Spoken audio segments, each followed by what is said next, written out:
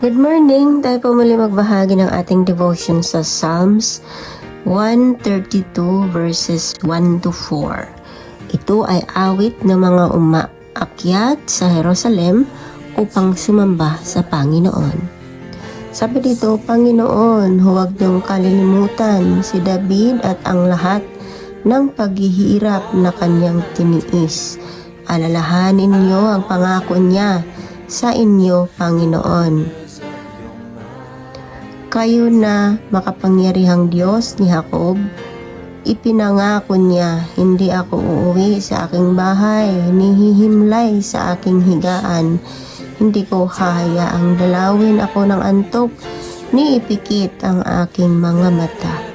Purihin ang Diyos sa pagkakabasa ng kanyang mga salita. Magandang araw po sa ating lahat. Ang bahagi ko po sa chapter 132 verse 5 to 8. Di ako uuwi, nangangako ako na hindi hihimlay hanggang sinawi ay wala pang lugar na matitirahan. Isang templong laan sa makapangyarihan Diyos ni Jacob.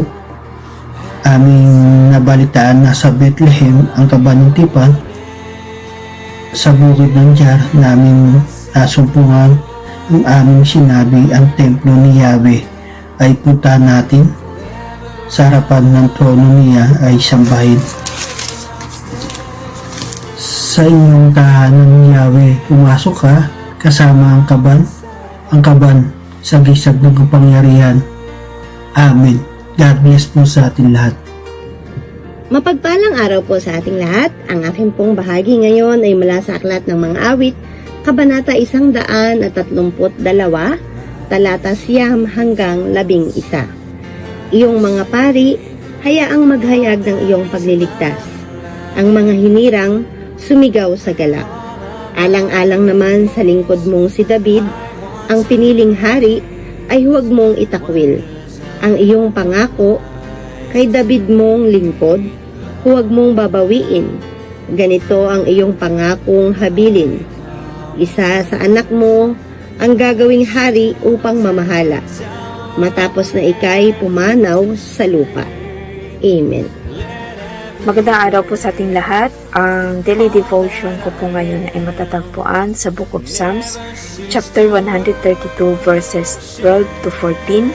Ang sabi po dito, kung magiging tapat ang mga anak mo sa bigay kong tipan at ang mga utos ko ay igagalang, ang mga anak mo ay pawang maghaharing walang katapusan. Pinili ni Yahweh na maging tahanan ang lungsod ng Zion. Ito ang wika niya, doon ako titira panghabang panahon. Ang paghahari ko ay magmumula roon. Amen. Purihin po ang Panginoon sa pagkakabasa ng kanyang mga salita.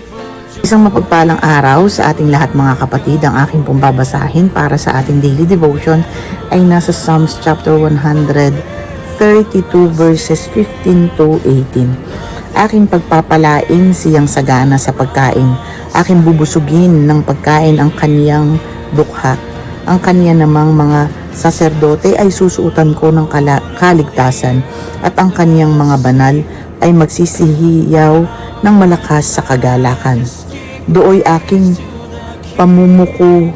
pamumukuhin ang sungay ni David. Aking ipinaghanda ang ilaw na ang aking pinahiran ng langis. Ang kaniyang mga kaaway ay susuotan ng kahihiyan, ngunit sa kaniya'y mamumulaklak ang kaniyang putong. Amen. Purihin ang ating Panginoon sa pagkabasa ng kanyang mga salita.